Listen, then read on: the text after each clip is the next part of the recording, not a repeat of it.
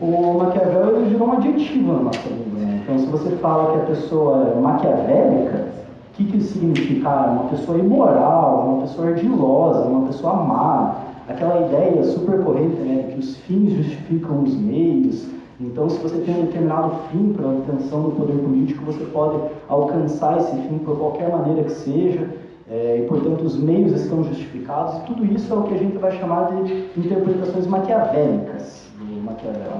E é justamente contra elas, que normalmente são assentadas no livro O Príncipe, né, que supostamente seria um tratado de como obter o poder e manter o poder super imoral, super herege.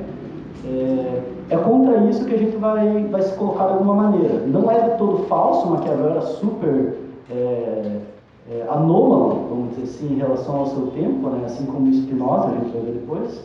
Ou seja, ele colocava em xeque a maior parte dos pressupostos do pensamento político de sua época, mas ao mesmo tempo ele não era exatamente essa figura totalmente má.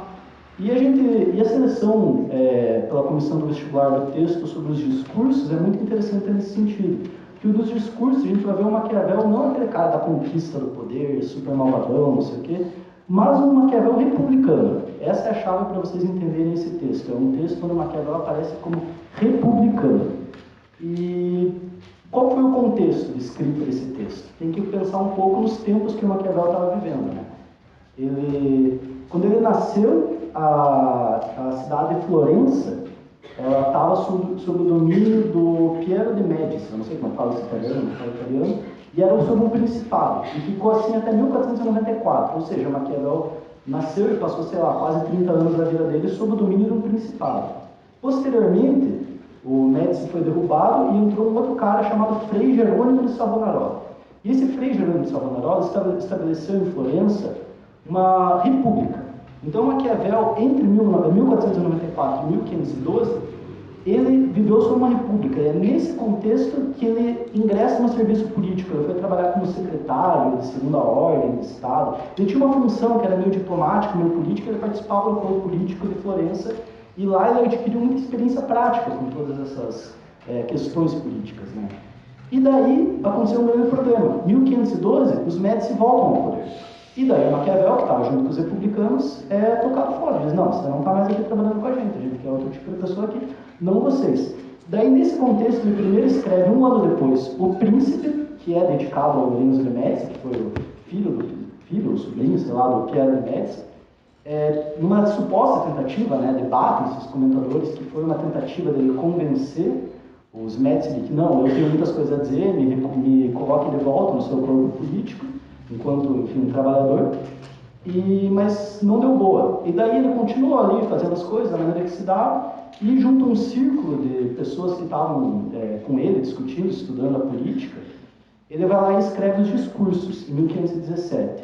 E os discursos, ele tem um título bem peculiar, né? É Discurso sobre a Primeira Década de Tito Livio. Quem que é Tito Livio? Tito Livio é um historiador romano.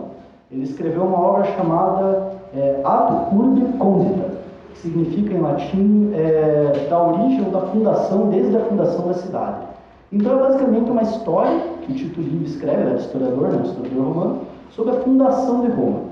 E o Maquiavel vai fazer comentários sobre isso. E no decorrer do texto a gente vai entender como que esses comentários, de alguma maneira, vão refletir no próprio tempo que o Maquiavel estava vivendo. Então ele, durante a própria vida naquela cidade que ele estava, ele já viu mudanças de regime político 2 vezes. Então era um principado, passou por uma república e ele voltou a ser um principado. E no contexto da Itália, como toda a situação era muito mais caótica, porque a Itália ela só foi ser unificada, diferente, por exemplo, da França, de Portugal, ou mesmo da Inglaterra, ela só foi ser unificada assim como a Alemanha no século XIX. Então a Itália ali no século XV, no século XVI, que era quando Maquiavel estava escrevendo, era um país totalmente fragmentado em infinitas repúblicas que estavam ali, ou infinitos regimes políticos que estavam guerreando contra os outros. Não só por questões políticas, mas também por questões religiosas, por questões comerciais, por questões coloniais. Então o Maquiavel, vamos dizer assim, ele estava no meio da treta, ele estava no meio do caos, assim. E ele estava tentando entender como que isso funciona, e daí a gente acha que já pode entrar um pouco no texto nesse sentido. Por quê? Porque, tendo em vista, evidentemente, enfatizando mais uma vez, essa perspectiva de que o Maquiavel está se colocando como um autor republicano. Né? Ele está defendendo a república como regime ideal. Então não é isso, provavelmente é uma questão que apareça, talvez, sei lá, no vestibular. O maquiavélico, o malvadão, o fim justificam os meios. Não, não é isso que se trata. Se trata do Maquiavel republicano. Em vista desse contexto histórico, como é que a gente vai entrar então no texto dele? Essa foi uma primeira parte um pouco mais introdutória, vamos dizer assim, para a gente entender o Maquiavel, e eu vou passar por alguns trechos principais aqui do capítulo, né, dos trechos selecionados, porque eles foram selecionados pelo Carlo, só um momento,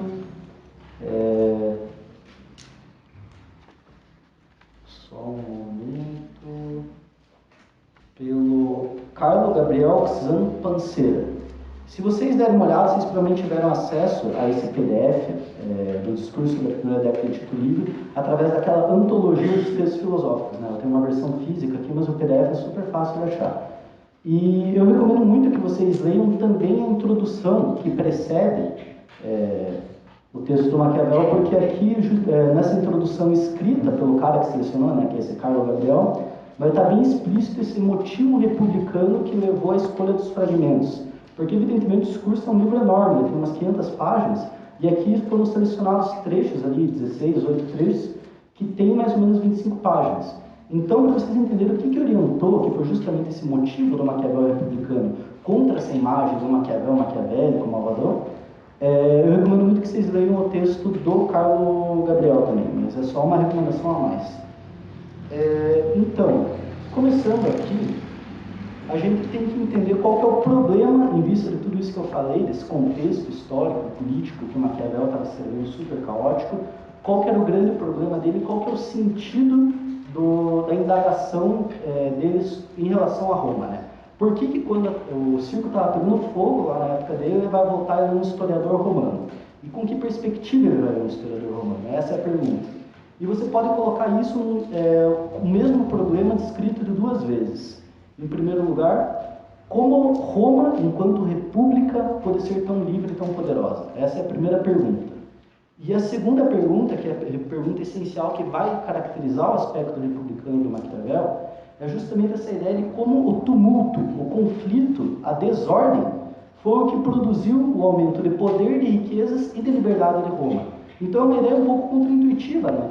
De que, enfim, como que o conflito, a desordem, as disputas sociais, os conflitos sociais, eles mesmos foram que garantiram a Roma o seu poder.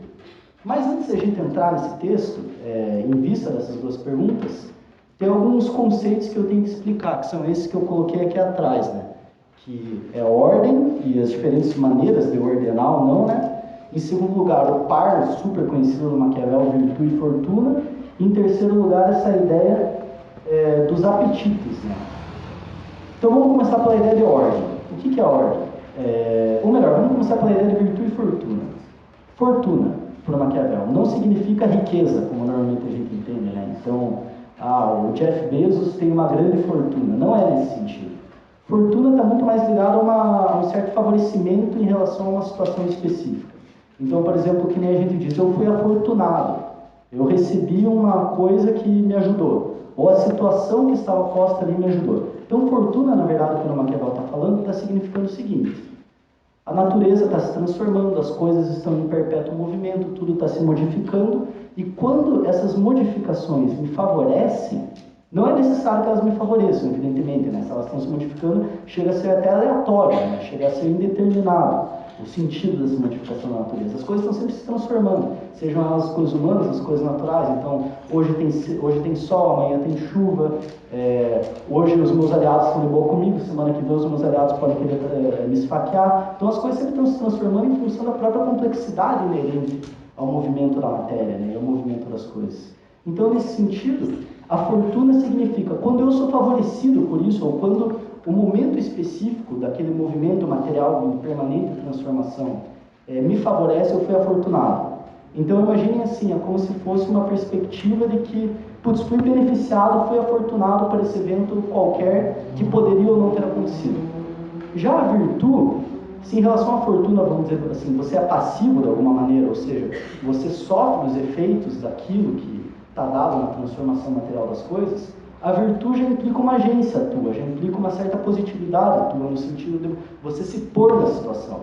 E é virtuoso nesse sentido de virtude, ou tem virtude, mais propriamente dito, virtude não é exatamente igual a virtude, né? Virtude está ligado, enfim, a uma disposição ética, que vai ter, por exemplo, lá no Aristóteles, sistema ético das virtudes e tal. Aqui é muito mais uma virtude enquanto essa capacidade de intervenção na natureza ou no movimento, na matéria das coisas, que te favorece de alguma maneira. Então, por exemplo, hoje está chovendo e eu sei que se eu atacar o meu inimigo durante a chuva, ele vai estar menos preparado, então eu fui virtuoso nesse momento. Um exemplo bem banal, bem assim, militar, vamos dizer. Mas é justamente essa ideia de uma capacidade de ação no momento oportuno, e é isso que caracterizaria a virtude de um agente político, ou de um corpo político, um regime político. E daí a gente vem a ideia de ordem, né? Porque a ordem, para Maquiavel, é talvez o conceito mais importante desse texto. Prestem bem atenção toda vez que vocês forem ler a ideia de ordem.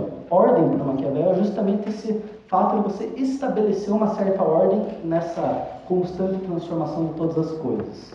E essa ordem, no que se refere aos regimes políticos, ela pode ser estabelecida de 4 maneiras, ou há 4 possíveis repartições para isso, que foram as que eu coloquei ali.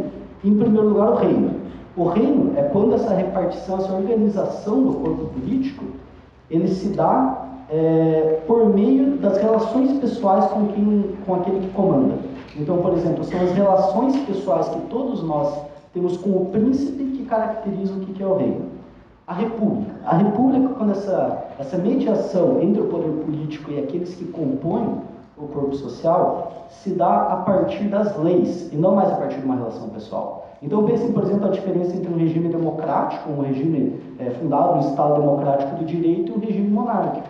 No regime monárquico, é muito mais a tua relação com o rei pessoal, que funda, vamos dizer, o ordenamento jurídico. Enquanto que no Estado democrático do direito, a tua relação com a lei, todos são iguais perante a lei.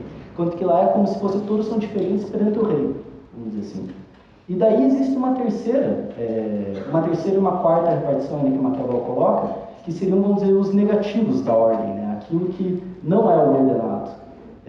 Em primeiro lugar, a tirania. A tirania é uma forma de corrupção do principado. Então, o principado, enfim, mediado pelas relações pessoais com o rei, ele pode se degenerar, pode se corromper, no sentido de que o rei, ou o tirano, no caso, só vai pensar no próprio poder político. E que se dane o resto. Eu só quero pensar no meu poder e vou fazer tudo o que for necessário para manter esse meu poder. Tanto que o Maquiavel nunca escreveu o tirano, né? Ele escreveu o príncipe. Então, além disso, você tem a ideia de licença, que é a total ausência de ordem. Não tem nenhuma lei, não tem nenhum rei, não tem nenhum tirano, nada que comande, e está tudo correndo solto e vale tudo. E a licença para o Maquiavel é como se fosse uma forma de corrupção, uma forma de degeneração do governo republicano. Mas, enfim, isso é só uma repartição geral, que ele também vai tirar dos autores da antiguidade. Mas a grande maneira é que você entendeu. A virtude é quando você ordena de uma maneira tal para atingir os seus fins o que a fortuna te possibilitou, né? O que o movimento, a aleatoriedade das coisas te possibilitaram. Mas o que está sendo ordenado, de fato, no corpo político, né? Essa é a grande pergunta do Maquiavel. E são o que o Maquiavel vai chamar justamente de humores ou apetites. A gente poderia também falar de desejos. Desejos talvez seja uma boa palavra também, mas ele se refere sobretudo, ele fala em desejos também, mas de humores ou apetites. E nesse sentido meio fisiológico mesmo da coisa, só que não só referente a um corpo singular. Então, por exemplo, eu tenho desejos, eu tenho apetites, eu tenho humores, mas pense isso no corpo político como um todo. E corpo político como um todo, ou seja, aquela multidão de pessoas, ela é caracterizada por 2 humores fundamentais para o Maquiavel. Em primeiro lugar, a ideia de governar, e em segundo lugar, a ideia de não ser governado. Quem que quer governar? O que o Maquiavel chama de grandes, os ricos, os poderosos. O humor fundamental, a disposição fundamental deles diante do corpo político como um todo é governar. E vamos dizer, o povão, a plebe, como no caso dos romanos, o popular, ele tem um desejo que, vamos dizer, é oposto, em alguma maneira, ao governo dos grandes, que é o desejo de não ser governado. E vocês percebem a situação? se você tem duas disposições fundamentais, dois desejos ou apetites fundamentais no corpo político, e esses desejos, um se refere ao desejo dos poderosos de governar os outros, e ao desejo do povo de não ser governado, ou de só me deixar em paz, vocês percebem que vai rolar conflito sempre, porque, enfim, são disposições antagônicas uma à outra. É uma própria ideia de corpo político no Maquiavel, que tem que ser ordenado, que se constrói como antagônica. Então as coisas sempre vão estar em choque uma com a outra, porque uns vão estar querendo governar e outros não vão querer ser governados. E a grande questão do Maquiavel é como que a gente ordena isso. Daí por isso essas 4 repartições, da república, do principado, da tirania ou da licença. E quando você consegue ordenar isso de alguma maneira, você ordena sobretudo numa república ou num principado. E quando fugiu do controle, quando a fortuna não favoreceu o corpo político, vamos dizer assim, daí você tem uma tirania ou uma licença, como diz o Maquiavel. Até aqui tudo bem, galera? Perguntas? Tudo claro? Beleza. Agora eu vou entrar específico, dada essa introdução mesmo, no texto. A minha ideia, na verdade, o texto tem uns 16, 18 fragmentos, mas eu queria comentar sobretudo os 8 primeiros com vocês. Se der tempo, a gente comenta os outros, né? Mas é porque eu acredito que o cerne do argumento do Maquiavel está nesses 8 primeiros, e o que vem depois é facilmente entendível a partir do que foi discutido previamente, né? Então, vamos lá, só deixa eu ajeitar minha cadeira que eu estou meio torto aqui. Em primeiro lugar, o Maquiavel ele tem essa perspectiva, tomara que o microfone não, de começar o texto, como eu disse, a partir de certas questões, né? Vou repetir elas. Como pôde Roma ser livre e poderosa? Ou como o conflito e o tumulto, que como a gente viu, que é uma consequência necessária dessa disposição antagônica dos humores, dos apetites, governar e ser governado, como que esse conflito pode ser a razão de Roma ser tão grande? Essa é a grande pergunta do Maquiavel. E daí o Maquiavel, ele começa lá na saudação ao Zanobi, obrigado,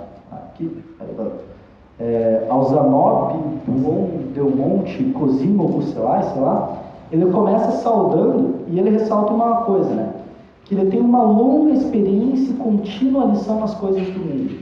E aí você já percebe que o Maquiavel está em relação, de alguma maneira, às outras filosofias políticas que antecederam, e essa é a grande radicalidade e subversão do Maquiavel, é que ele está colocando a política a partir do discurso do ser, da experiência, de como as coisas são, e não a partir do dever ser. Então ele não está pensando como as coisas deveriam ser, criando a partir de esquemas mentais anteriores à experiência, ou deduzidos da experiência como as coisas deveriam ser, mas ele está partindo da própria experiência. E ele fala, eu tenho uma longa experiência nisso, e ele está dizendo, eu trabalhei muito tempo com essas coisas, eu fiquei anos trabalhando, e sou um atento observador político de tudo que está acontecendo, e está justamente subvertendo o discurso político na medida que ele está colocando uma política fincada ou assentada no discurso sobre o ser, de como a política é de fato, de como ela se dá. Então, por exemplo, o Maquiavel, se ele estivesse hoje, ele estaria analisando o segundo turno já, o primeiro turno, ele não estaria pensando, sei lá, qual que é a decisão de uma formação possível, de um Estado, no contexto de uma história e tal. Não, ele estaria fazendo análise de conjuntura, vamos dizer assim. E no Proêmio, o Maquiavel ele já coloca esse problema de uma maneira um pouco mais clara, né? Porque justamente se trata do problema das novas ordenações. O que são essas novas ordenações? Justamente isso. Como que um dado corpo político é reordenado ou como que você inaugura um novo corpo político, né? E daí ele diz assim, para você abordar esse problema das novas ordenações, ou do surgimento da ordem, da constituição do corpo político, você tem que ter uma experiência nas coisas presentes, mas você também tem que ter uma coisa, e essa é a grande proposta minha, o Maquiavel diria, né? Você também tem que ter conhecimento nas coisas antigas. Por isso que ele retorna aos antigos. E daí ele diz assim, da mesma maneira que foram criados, por exemplo, foram imitados os antigos, né, em relação à medicina, ao direito, né, que as leis civis ou as sentenças dos antigos foram que deram origem às nossas instituições, ou da mesma maneira que a medicina da época do Maquiavel, ou a arte da época do Maquiavel deviam muito aos antigos, o Maquiavel propõe fazer exatamente essa mesma reflexão com relação aos antigos, mas em relação ao problema da ordenação dos estados ou da constituição dos corpos políticos. Então, para você honrar os antigos, você tem que imitá-los. Isso é um aspecto bem importante do pensamento do Maquiavel. Você tem que imitar os antigos. Só que é uma imitação que ela não pode ser uma simples cópia. Por quê? Porque a própria natureza das coisas se transforma. Os estados que os antigos estavam discutindo, os problemas que o Tito Livio estava discutindo quando ele estava investigando a fundação de Roma, não são os mesmos da época do Maquiavel, não são os mesmos da nossa contemporaneidade. Então, trata-se muito mais de uma imitação que a gente poderia chamar de dinâmica, né? Uma imitação que você aprende e tira lições úteis da história. E nesse sentido, então, que Maquiavel vai abordar o Tito Livio. Ele pretende abordar o Tito Livio enquanto esse cara da antiguidade, preocupado com o mesmo problema que ele estava preocupado, que é justamente a constituição de um Estado, no caso específico do Tito Livio, é o Estado romano, mas no ponto de vista de você abordar aquilo como uma história que pode te oferecer lições. Então isso é algo bem próprio do método maquiaveliano, vamos dizer assim. Não só essa análise da política tal qual ela se mostra, como ela é, mas sobretudo essa política vista também de um ponto de vista de uma abordagem pedagógica do passado, né? Você tem uma pedagogia da história que está te ensinando aí as coisas. E daí, por isso que o Maquiavel vai investigar, através do Tito Livio, a origem de Roma, né? E daí ele vai se perguntar como que ela foi ordenada, qual foi a sua virtude específica, como que Roma, enfim, pode ser o maior império da antiguidade ali, tardia e tal, né? Tem o Império do Alexandre também, mas diferentemente do Alexandre, Roma se manteve, né? Roma foi fundada por Rômulo, mas se manteve por, enfim, centenas de anos depois. Alexandre foi lá, conquistou da Macedônia à Índia, o cara morreu e o império se fragmentou. Então não houve uma virtude como houve em Roma. E é isso que o Maquiavel, através do Tito Livio, comentando o Tito Livio, ou seja, fazendo discurso sobre o Tito Livio, quer abordar e quer investigar. Até aqui tudo bem, galera? Tudo certo? E daí, para isso, ele tenta entender qual foi a espécie de república específica que foi Roma, né? E ele contrasta várias vezes no texto, não só Roma com um exemplo contemporâneo dele, né, que no caso é Veneza, mas também com Esparta. A gente vai falar um pouco de Veneza depois, se tiver tempo, mas no caso de Esparta, o que aconteceu? Esparta foi criado por um cara chamado Licurgo, que ordenou Esparta com leis, com instituições desde o início que foram ótimas. Então Esparta pôde se manter ali ordenada, mais ou menos tranquila a coisa, porque estava tudo meio bonitinho, assim, vamos dizer. Mas Roma não teve essa sorte. Roma foi criada, não sei se você sabe a história da fundação de Roma, mas há uma história mitológica, né, que eu vou resumir aqui, que basicamente havia dois irmãos que foram encontrados por que eles foram abandonados, um Sexto Martim, que é referência das histórias antigas, aí pode me corrigir se eu estiver falando bobagem, mas eles foram abandonados e eles foram encontrados por uma loba.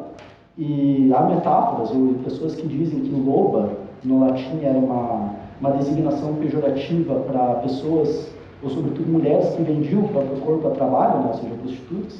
Então, há leituras diferentes sobre quem era de fato essa pessoa que acolheu Rômulo e Remo, né? E daí eles foram lá, fundaram, depois disso, depois criados por essa loba barra prostituta, uma cidade, só que nesse contexto da fundação da cidade, o Rômulo foi lá e matou Remo. Ou seja, um irmão matou outro. Então já começou na treta máxima, assim, os caras se matando. E daí você pensa, como é que Roma, através disso, diferentemente de Esparta, pode ter sucesso? E daí a resposta do Maquiavel, através do Tito Livio, é a seguinte: Roma teve sucesso por quê? Porque você teve uma desunião entre a plebe e o Senado. Isso é bem importante. Por quê? Porque teve uma desunião entre a plebe e o Senado. E essa desunião, ela se deu em um certo enquadramento político, né? As coisas não acontecem abstrato, vamos dizer assim. Elas sempre se realizam em corpos políticos específicos que recebem ordens específicas. E no caso de Roma, essa desunião entre plebe e senado se deu num corpo político que, por Maquiavel, é uma república mista e, portanto, perfeita. O que isso significa? Que, em primeiro lugar, você tinha a ideia do cônsul. O cônsul era aquelas figuras extraordinárias, que normalmente eram membros do Senado, apontados pelo Senado para ter um poder ditatorial, de alguma maneira, por um período limitado de tempo e que cumpriam a função do poder régio, do poder do rei, né? Mas, ao mesmo tempo, você tinha o próprio Senado. E havia uma série de relações entre o cônsul e o Senado, entre os cônsules, né, e o Senado, que representava a aristocracia, a nobreza, que garantiu que um mais ou menos deixava o outro em xeque, assim, um controlava o outro, vamos dizer. Tá, mas você pergunta assim, tá, você tem os reis, você tem os nobres representados no Senado, né, ou você tem o poder régio representado nos cônsules e o poder dos nobres representado no Senado, você tem os grandes, que são os caras que querem governar.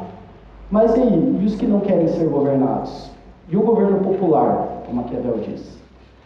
Ainda mais, por quê? Porque você tinha uma nobreza em Roma, no início de Roma, sobretudo, que era insolente, ou seja, não estava nem aí, não queria nem saber, queria explorar. Não, vamos fazer esses caras trabalhar o máximo nas nossas gigantescas fazendas, vamos coletar o máximo de imposto desses caras e eles que se danem, né?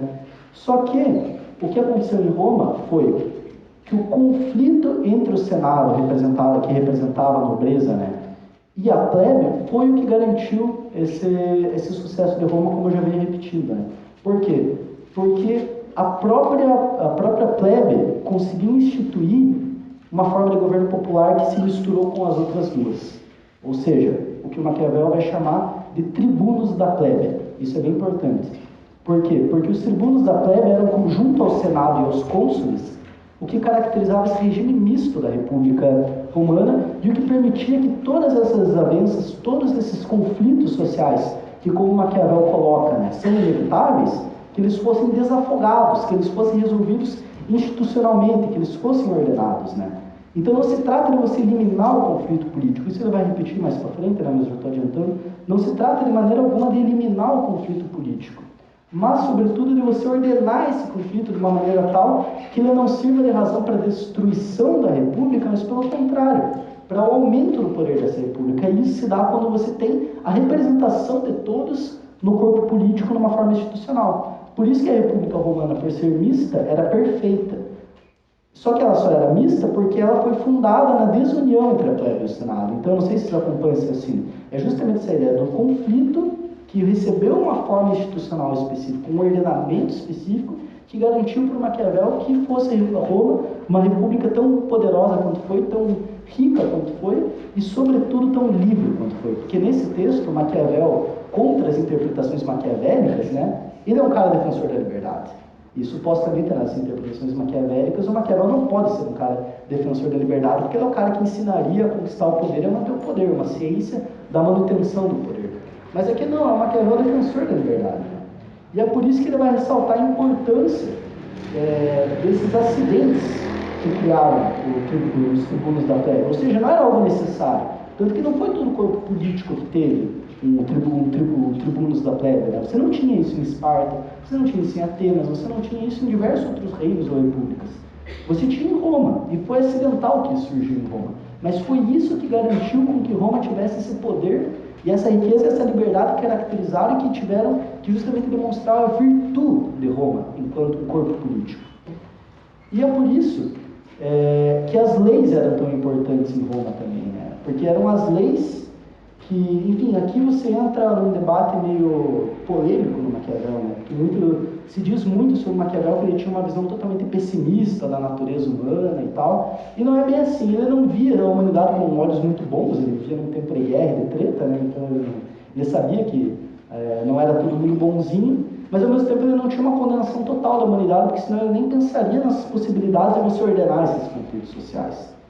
E por isso que quando ele vai falar aí um pouco mais para frente, deixa eu só ver a parte aqui no texto, ali na terceira parte, ali na página 430 mais ou menos, que você pressupõe a maldade de todos os homens quando você elabora leis. Por quê? Porque você tem um sentido estratégico na elaboração de leis, que é justamente a manutenção de ordem. Mas não é porque você pressupõe a maldade em todos os homens quando você elabora as leis, que os homens de fato são maus, ou que eles de fato possuem uma natureza humana intrinsecamente horrenda, etc. Isso é uma pegadinha, normalmente o Enem gosta de cobrar essas coisas, de que, então tinha uma natureza humana horrível no Maquiavel. Não, não é bem assim. Ele pressupunha, em determinados âmbitos, como na elaboração das leis, de que os homens são maldosos, ou que eles têm uma certa inclinação, mas não está tudo perdido, porque senão ele não estaria escrevendo discursos defendendo o posicionamento republicano. Ele só entregava os bets e dizia, não está mais comigo isso daí, estamos tudo perdido. E daí ele vai detalhar um pouco como que se deu essa formação de Roma, né, nas partes seguintes, ali na parte 3, na parte 4. Fala da morte dos Tarquínios, que eram, enfim, os caras que eram representantes da plebe, que daí eles eram aqueles que metiam medo na nobreza, daí as nobrezas ficavam meio assim, de oprimir o povo. Mas quando os Tarquínios morreram, a nobreza disse, não, então o que estava segurando a gente não tem mais, os caras estão mortos, nós vamos tocar o terror aqui. E daí que o Maquiavel coloca justamente o momento do surgimento dos tribunos da plebe como uma nova ordenação. Ou seja, algo que produziu um efeito diferente. E aqui, mais uma vez, a gente consegue entender como que o Maquiavel pensa a política. Né? Ele não está pensando a política, mais uma vez, em termos de formas ideais, mas em termos de causa e efeito. Então, qual que era a causa? A nobreza está oprimindo, está explorando o povo. Qual que é o efeito disso na nova ordenação de Roma? Vamos criar os tribunos da plebe para resolver esse problema. E aí que está a virtude de Roma. Então, o pensamento de Maquiavel, por ele ser um pensamento que a gente poderia chamar de realismo político, várias controvérsias, enfim, mas de modo geral, ele é um pensamento que sempre está colocando a política em termos de causas e efeitos. Ele diz assim, não vamos pensar abstratamente, vamos pensar o que está caracterizando a política, quais as causas de determinados fenômenos políticos e quais os efeitos estão sendo gerados. Né? E daí, por isso que para a segurança da plebe contra a nobreza, foi criado justamente os tribunos da plebe. Né? E daí aqui a gente entra no que eu julgo que é o capítulo mais importante desse texto, né? Que é o quarto capítulo, está ali na 431, que se chama A Desunião entre a plebe e o Senado fez livre e poderosa a República Romana. Ou seja, tudo que eu estou querendo explicar aqui, né? Só um momento que eu vou tomar uma água, enquanto isso a gente tiver perguntas.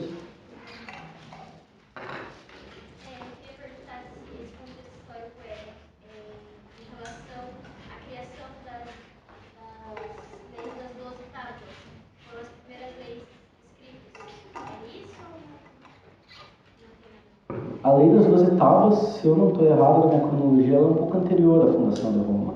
Então ali ele está falando já no sentido de que havia regimes políticos que dispunham de leis escritas, mas essas leis escritas recebiam formas diferentes. Ele está analisando, para tirar uma lição histórica, especificamente o caso de Roma, através de Tito Livio. Mas eu não lembro exatamente, para ser bem sincero, me falta esse conhecimento histórico, de quando foram a Lei das 12 Tábuas, mas eu tenho quase certeza que elas são anteriores à fundação de Roma.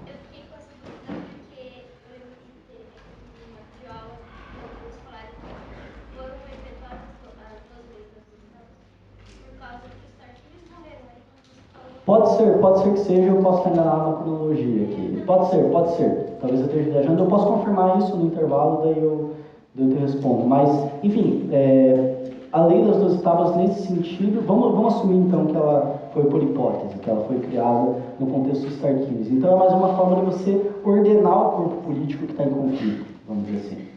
Mas eu não tenho como confirmar esse dado para você nesse momento. Daí então, tudo certo? Posso prosseguir? Mais perguntas? Pessoal aí de cima. O que configurou o governo perfeito eram os tribunos da plebe, o senado e os cônsules?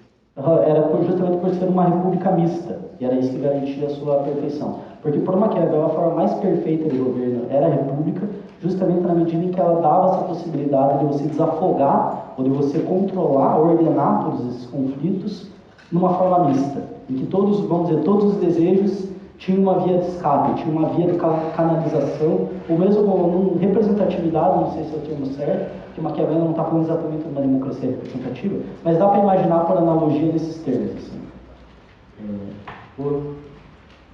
Então vamos partir para o quarto capítulo, que é na verdade o mais importante. Né? E daí a gente já vê essa relação entre causa e efeito mais uma vez colocada. Né? A causa é a desunião entre plebe e senado. E o efeito, na situação específica de Roma, não é efeito necessário, não é porque houve desunião em todos os corpos políticos, que todos eles tiveram boas ordenações e boa virtude, foi justamente o que caracterizou Roma, que foi virtuosa nesse sentido, que gerou o efeito dela ser livre e poderosa através da desunião. Né? E daí o Maquiavel vai detalhar esse ponto, né? Que não se pode atribuir só a milícias, só ao exército, e Roma tinha um exército poderosíssimo, né? Poucos faziam frente ao exército e à organização romana. Justamente por quê? Porque não era um exército, vamos pensar, por exemplo, diferentemente de Esparta, que era comandado só pelos, ou que era só de membros da aristocracia. O exército de Roma era fundamentalmente um exército que contava com a plebe como seu grande contingente numérico, né? Mas, mais importante do que ter um bom exército foram as boas ordenações, Maquiavel fala isso com todas as letras, né? E uma boa fortuna. Tiveram que, assim, Roma teve sorte também, vamos dizer assim. E foram esses tumultos entre a plebe e os nobres que foram a causa primeira da liberdade de Roma e, portanto, que geraram bons efeitos. E daí você tem os dois humores, Maquiavel vai retomar isso também. A primeira formulação dessa ideia dos dois humores está no capítulo 9 do Príncipe. Não vou ler aqui para vocês, mas fica a referência, se quiser dar uma olhada. E daí o Maquiavel estabelece quase que uma série causal, assim, de causa e efeitos, né? E ele diz assim: bons tumultos geram boas leis. Nesse caso específico de Roma, né? Ou tumultos geram boas leis. Boas leis geram boa educação, e boa educação gera exemplos de virtude. Entende? Então o que Maquiavel está dizendo é: sem tumulto Roma não seria o que era. Contra as imagens de que, enfim, as coisas não teriam nenhuma resolução, de que o conflito deveria ser eliminado, né? Justamente por quê? Porque ele está enfatizando que os tumultos ordenados através da lei dessa forma mista da república, no caso de Roma, eram justamente o que caracterizava o que era o componente fundamental da vida republicana. E daí eu cito Maquiavel, ele diz assim: as leis e instituições em benefício da liberdade pública, né? Ou seja, uma liberdade que não era apenas uma liberdade ou um bem privado, né? Como seria no caso de um príncipe, mas era uma liberdade pública e um bem público. Vocês estão vendo como a gente está distante dessa imagem do Maquiavel malvadão, da conquista do poder político? Não, é o Maquiavel que está falando coisas muito importantes para tudo que veio depois dele na tradição moderna política, e que, por exemplo, para a gente que está no Brasil hoje, uma república federativa, né, uma república, né, no caso do Brasil, como está a Constituição, é super importante, essa ideia da liberdade pública, bem público, contra os tiranos, né? E daí o Maquiavel vai colocar que as instituições, e principalmente os tribunos da plebe, foram uma maneira para que o povo pudesse desafogar a sua ambição. E que, enfim, da mesma maneira, é mais importante você manter, aqui eu vou me adiantar um pouco, que o meu tempo já está indo, né? É mais importante você manter o povo, ou ter o povo ao seu lado, do que ter os nobres e os cônsules, vamos dizer assim. Por algumas razões. Em primeiro lugar, por quê? Porque o povo, ele é numericamente superior. Então você quer ter, pelo menos hoje em dia isso não funciona tanto, né? Hoje em dia um tanque de guerra contra 1000 pessoas não é muita questão. Você vê como o corpo político, as questões políticas se transformam, né? Mas na época do Maquiavel, é preferível você ter 1000 pessoas ao seu lado do que uma, ainda que essa uma ou 10 estivesse a cavalo com armadura, né? Essa é a primeira razão e mais óbvia. Mas a segunda é que, e isso é mais importante, é que o desejo do povo, que é esse desejo que a gente poderia chamar de alguma maneira de negativa, né, que não é não ser governado, ou não ser oprimido, não ser explorado, sobretudo, não é um desejo que, se você não fizer aquilo que ele não quer que faça, ele fica de boa. Em compensação, o porquê que o Maquiavel vai dizer que os nobres e a aristocracia como um todo, ou os príncipes, são mais nocivos para uma república? Por quê? Justamente porque eles têm esse desejo ativo, que a gente pode falar, ao invés de um desejo negativo, né, um desejo positivo, no sentido que se põe, que se coloca. E esse desejo, ele implica, em primeiro lugar, que ele se dá a pessoas que têm mais posses, mais poder e mais riqueza. Então eles têm, portanto, mais incentivos para manter essas riquezas e essas posses. Eles vão defender com muito mais ardor o que eles têm.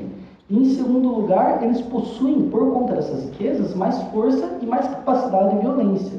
E, em terceiro lugar, eles estão querendo disputar esse poder de ser governado. Então, por Maquiavel, ele é mais republicano ainda, não só para essa ênfase no aspecto da liberdade pública, do bem público, mas, sobretudo, nesse aspecto também em que o desejo do povo é o que constitui a república de uma maneira muito menos nociva do que o desejo dos nobres ou dos grandes e poderosos. Por quê? Porque os grandes e poderosos estão movidos por essa ambição de governar. E isso necessariamente, em algum momento, entra em conflito com a própria ideia de um ordenamento republicano fundado na lei e, portanto, na igualdade de todos perante essa lei, né? E por isso que o Maquiavel vai dizer que a importância dos tribunos da plebe foi de ser um guarda da liberdade, um guarda do bem público, uma guarda do bem público, frente a esse apetite muito mais nocivo da nobreza e dos grandes de governar e de querer conquistar as coisas. E daí ele vai abordar nos outros capítulos. Agora, a grande mensagem do texto é essa, que está principalmente nesses capítulos 4, 5 aqui. Até aqui tudo bem, tudo entendido, mais perguntas, pessoal? Aí em cima tudo certo? E agora eu vou passar então um pouco mais rápido, só para a gente percorrer o restante do texto, porque tudo que o Maquiavel vai falar depois desse capítulo 4, desse capítulo 5, é meio que consequência disso que ele falou, então é bem mais tranquilo de entender.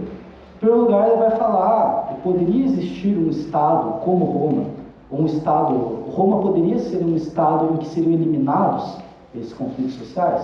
A resposta, evidentemente, à luz de tudo que a gente viu, não. E mesmo que Roma fosse, como foi, por exemplo, Veneza, em que não usava a plebe na guerra, ou Esparta, que não abria as portas para estrangeiro, as duas coisas Roma fazia, né? Roma conquistava os estrangeiros tinham um determinado estatuto de cidadania, podiam ir a Roma, podiam manter alguns dos seus costumes, então Roma era de alguma maneira um estado multicultural, vamos dizer assim, eles deveriam respeitar certas regras e ordens específicas do Império Romano, mas ao mesmo tempo eles não precisavam se submeter completamente ou eles não eram totalmente expulsos ou eliminados, né? Então o elemento do estrangeiro estava muito presente na vida romana. Da mesma maneira, a própria plebe, ela se configurava enquanto componente, como eu já mencionei, né, essencial do governo, do exército, das milícias romanas. Então esses são dois elementos que não haviam nem em Veneza e nem em Esparta, enquanto elementos contemporâneos ou da antiguidade, que Maquiavel está usando como comparação, mas que haviam em Roma e que eram sentidos, vamos dizer assim, para mostrar o quão instável era, né? Que são fatores de instabilidade. Pô, você traz um estrangeiro para a tua república ou para o teu corpo político, o cara ele vai querer fazer alguma coisa diferente do que você faz, porque tem hábitos diferentes, tem culturas diferentes, e isso pode dar treta. Mas o Maquiavel diz, não necessariamente, se bem ordenada, bem combinada a coisa, não necessariamente, pelo contrário, ele pode contribuir para a riqueza, para o poder e para a liberdade. Da mesma maneira, armar o povo, putz, uma ideia aparentemente terrível, né? Principalmente do ponto de vista da nobreza e tal, mas não, Maquiavel diz, um povo armado no sentido de como era a plebe romana através do pertencimento das legiões, ele podia e era um agente político que contrabalanceava esse desejo dos grandes de governar e de oprimir. Então era justamente esse sistema, vamos dizer assim, para usar uma expressão do constitucionalismo republicano, né? Checks and balances, esses cheques e equilíbrios, né, que haviam entre as coisas, que garantiam esse republicanismo perfeito de Roma, e que Maquiavel, e aí que está a grande lição dele, né, ele está querendo, de alguma maneira, pensar isso em relação ao corpo político contemporâneo dele. Por isso que mais uma das falhas da interpretação maquiavélica, né, da história, no sentido maquiavélico do Maquiavel malvadão, né, do Maquiavel como teórico da conquista da manutenção do poder. Né. O Maquiavel ele vai pensar que na situação presente dele, né? Ele vai falar isso mais para frente, está ali nas partes, só um momento, ali, por exemplo, no capítulo 55 ou no capítulo 2 do livro 2, que são os dois últimos três selecionados aqui, ele vai mencionar, por exemplo, o exemplo da Itália, da França, da Espanha e da Alemanha, contemporâneas suas.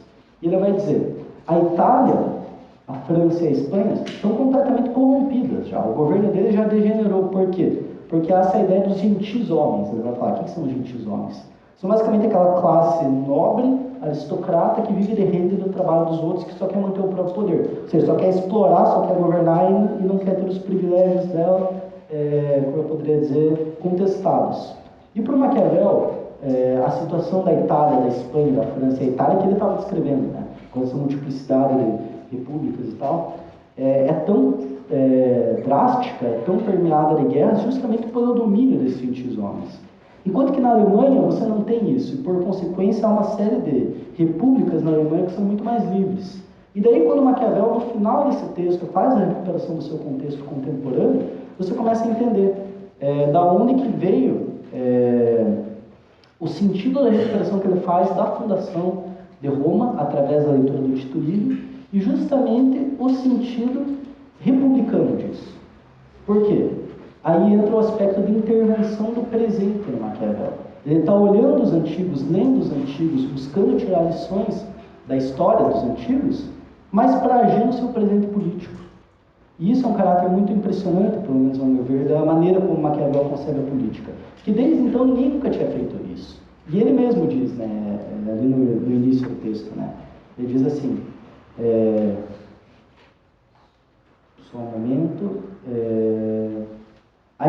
por causa da inveja natural dos homens, tenha sido sempre mais perigoso buscar novos modos e novas ordenações do que mares e terras desconhecidas, por estarem os homens mais dispostos a censurar do que a louvar as ações dos outros. Mesmo assim, diz Maquiavel, eu, movido pelo natural desejo que sempre me fez perseguir sem nenhum temor, aquelas coisas que acredito poderem trilhar, poderem trazer o maior benefício comum, decidir tomar uma via ainda não trilhada por ninguém. Ele mesmo sabe que ninguém fez isso antes dele, pelo menos ninguém na tradição intelectual ocidental com quem ele está discutindo, né? Ou seja, você fazer esse olhar retrospectivo para o passado, buscar uma dimensão pedagógica do passado, de lições que a história pode te oferecer, e através disso aprender como o passado ordenou, no caso exemplar Roma, através da leitura e da interpretação do historiador Tito Livio, para ter uma intervenção sobre o presente. Daí ele tem alusões assim no texto que são muito sutis, mas ele era um grande escritor, então ele coloca isso não despropositadamente, né? Ele diz, quem sabe um homem de mais virtude nos dias de hoje possa fazer algo semelhante ao que aconteceu em Roma. Então ele está dizendo, eu não quero mais treta na Itália, olha quanto eu me ferrei, olha quanto a gente se ferra, olha quanto tem guerra aqui.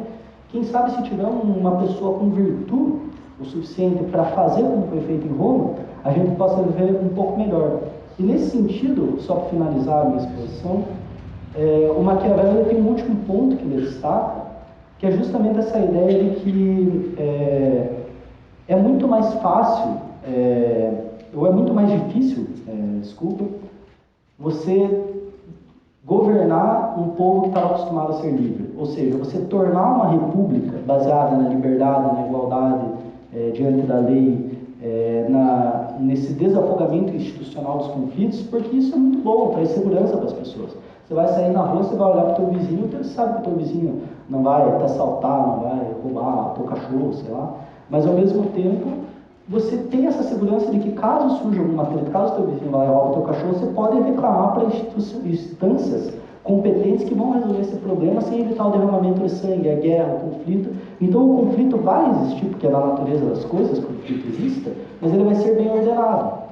Então o Maquiavel vai dizer assim, por isso é muito mais difícil você conquistar uma república. E por consequência, o que isso significa? Que a república não só é a forma mais duradoura e mais resiliente de todas as formas de governo das quais ele elenca aqui, né, de todas as maneiras de se ordenar um corpo político que é conflituoso por excelência, mas sobretudo uma república, aquela que vai trazer mais liberdade e mais felicidade para todos aqueles que fazem parte dela, né? E essa eu diria que é a grande lição do Maquiavel republicano. Não o Maquiavel malvadão da conquista do poder, mas o Maquiavel que de fato está olhando para a história e buscando entender o sentido da política tal como ela foi, através da leitura dos historiadores antigos, tal qual ela é no seu tempo presente, jogando com essa distância temporal e ao mesmo tempo tentando constituir uma forma de pensamento que se propõe como intervenção sobre o seu presente. Está dizendo, governantes, vocês querem ter liberdade, felicidade, segurança, riqueza e poder para o seu povo? A gente precisa de repúblicas. É isso, gente. Espero que a aula tenha sido minimamente proveitosa. Fico disposto aí a responder perguntas e muito obrigado pela atenção.